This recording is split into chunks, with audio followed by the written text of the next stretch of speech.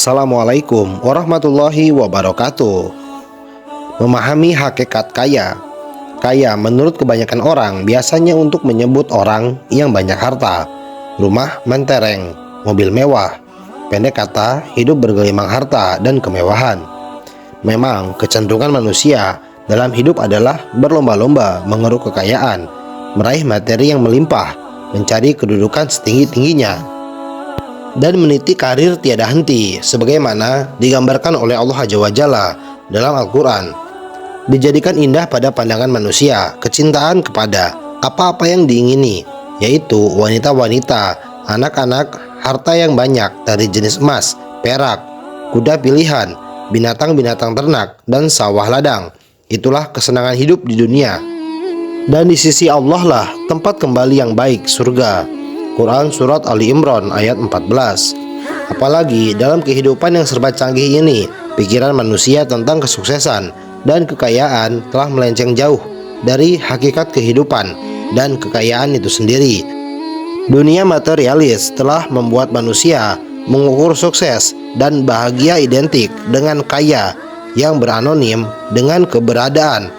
Ada rumah, ada mobil, ada pakaian, ada makan dan minum, serta ada fasilitas kehidupan lainnya. Kekayaan menjadi musuh kemiskinan. Kemiskinan adalah simbol keterbelakangan, penderitaan, kesengsaraan, kesulitan, dan segala ketiadaan lainnya. Telah menjadi bagian hidup sebagian besar manusia. Pikiran semacam ini telah membuat manusia berlomba-lomba bekerja dan berusaha mencari materi. Apapun dilakukan demi meraih materi. Tidak peduli apakah yang dilakukannya itu benar atau salah, melanggar aturan atau tidak. Bahkan kadang-kadang kawan menjadi lawan, ikatan darah keluarga ternodai hanya demi mengejar materi. Kecenderungan seperti inilah yang salah dan harus diluruskan. Manusia yang hanya menempatkan tujuan hidup pada nilai-nilai duniawi semata, mereka akan menjadi manusia yang tidak pernah merasa puas dengan apa yang dikuasainya.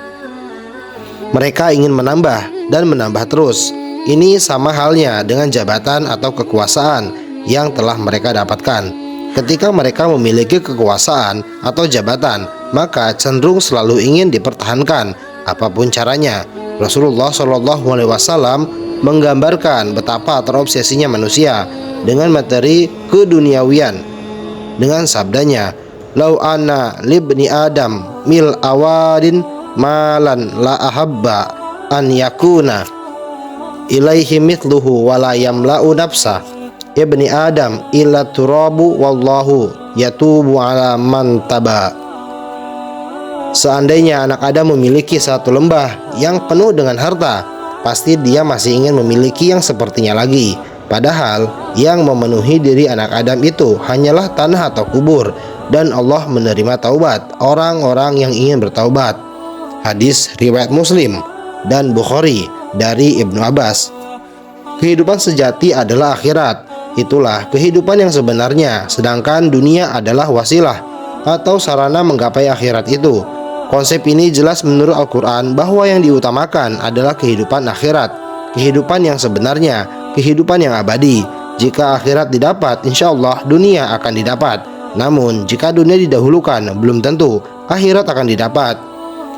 Allah Subhanahu wa taala berfirman, "Wabtaghi fi ma ataqallahu daral akhirah wa la tansa nasibaka minad dunya." Dan carilah pada apa yang telah dianugerahkan Allah kepadamu, kebahagiaan negeri akhirat, dan janganlah kamu melupakan bahagianmu dari kenikmatan dunia. Quran Surat Al-Qasas ayat 77. Untuk ini, kita harus membuat skala prioritas antara kehidupan dunia dan akhirat, antara kehidupan yang hakiki dan yang sementara. Allah mengilustrasikan kehidupan dunia dalam firman-Nya, "Ketahuilah bahwa sesungguhnya kehidupan dunia itu hanyalah permainan dan suatu yang melalaikan, perhiasan dan bermegah-megahan antara kamu, serta berbangga-bangga tentang banyaknya harta dan anak. Seperti hujan yang tanaman-tanamannya mengagumkan para petani, kemudian tanaman itu menjadi kering dan kamu lihat warnanya kuning, kemudian menjadi hancur. Dan di akhirat nanti ada azab yang keras dan ampunan dari Allah serta keridhoannya. Dan kehidupan dunia ini tidak lain hanyalah kesenangan yang menipu." Quran Surat Al-Hadid ayat 20. Selain itu, kita juga harus merubah pola pikir tentang hakikat kekayaan. Rasulullah Shallallahu Alaihi Wasallam dalam hadisnya menjelaskan kekayaan yang sebenarnya yang harus diraih, kekayaan yang lebih bernilai daripada kaya materi, yakni kaya imateri seperti berupa hati atau jiwa suci, keimanan yang kokoh, dan ilmu pengetahuan yang luas yang dihiasi dengan akhlak mulia. Ini adalah kekayaan hakiki yang akan mengantarkan kepada kebahagiaan hidup di dunia dan di akhirat. Kaya materi akan memunculkan banyak masalah dan konflik, namun kaya imateri atau kaya hati akan mengundang kedamaian dan rahmat bagi semua. Nabi Muhammad SAW bersabda, "Laisal ghina an kathratil arad, walakinnal ghina ghinan nafsi." Bukanlah yang disebut kaya itu karena banyak harta, namun yang disebut kaya adalah kaya jiwa atau hati. Hadis riwayat Bukhari dan Muslim.